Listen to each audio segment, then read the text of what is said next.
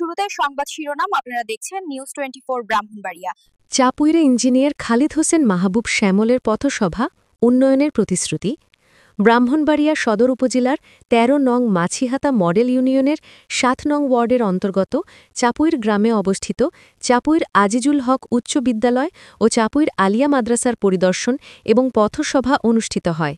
এতে প্রধান অতিথি হিসেবে উপস্থিত ছিলেন ব্রাহ্মণবাড়িয়া সদর ও বিজয়নগর ৩ আসনের ধানের শীষের কাণ্ডারি এবং মাছিহাতা ইউনিয়নের কৃতি সন্তান ইঞ্জিনিয়ার খালিদ হোসেন মাহবুব শ্যামল।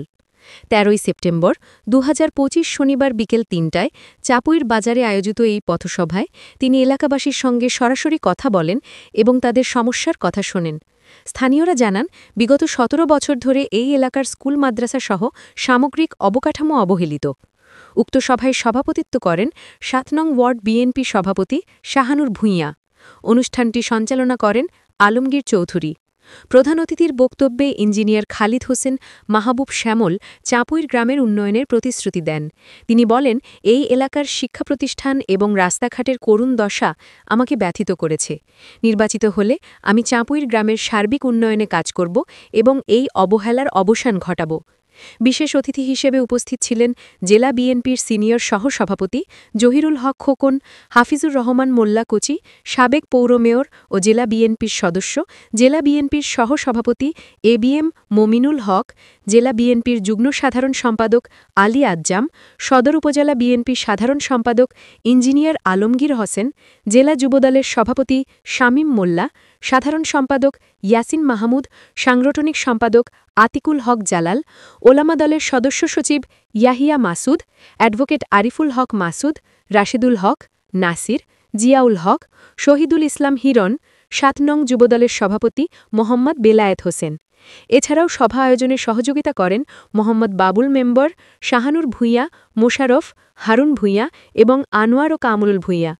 সভা শেষে জেলা, উপজেলা ও ইউনিয়ন থেকে আগত নেতাকর্মীদের জন্য দুপুরের খাবারের ব্যবস্থা করেন ৭ নং ওয়ার্ড যুবদলের সভাপতি মোহাম্মদ বেলায়েত হোসেন।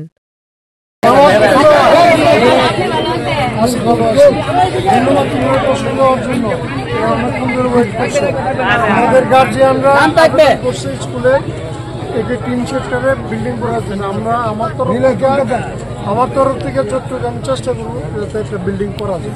ঠিক আছে,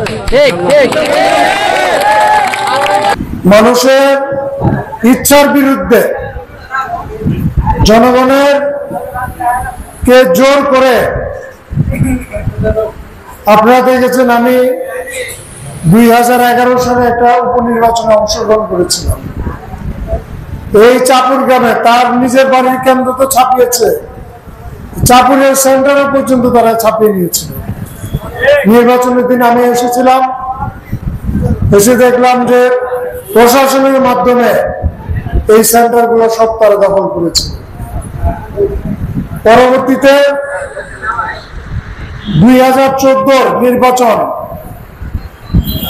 যেটা মানুষ বলে ভোটারবিহীন নির্বাচন, সেখানে ৩০০ আসনের মধ্যে ১৫১টা আসন বিনা ভোটে নির্বাচিত হয়েছে। আর বাকি যে আসনগুলোতে নির্বাচন হয়েছিল নাম কা ওয়াস্তে 5% ভোট হয়েছিল। তারা জোর করে জনগণের ইচ্ছার বিরুদ্ধে তারা ক্ষমতায় গিয়েছে। তারপরে ২০১৮ নির্বাচন, এই নির্বাচনে আমরা অংশগ্রহণ করেছিলাম। এই নির্বাচন দিনের ভোট, রাতের নির্বাচন হয়েছে। রাতের বেলা বাক্স ছাপিয়ে তারা তাদের প্রার্থীকে জয়লাভ করেছিল। যেটা আমরা বলি যে দিনের ভোটের নির্বাচন রাতের ভোটে করেছে। তারপরে ২০২৪ নির্বাচন, যেটা হলো গিয়ে আমি আর দামির নির্বাচনে তারা প্রার্থী, তাদের লোকে একটা দামি প্রার্থী। জনগণ কিন্তু এই সমস্ত নির্বাচনে ভোট দিতে যায় না। এই সমস্ত অন্যায় কাজ করতে করতে তারা কিন্তু জনগণ থেকে বিচ্ছিন্ন হয়ে পড়েছে।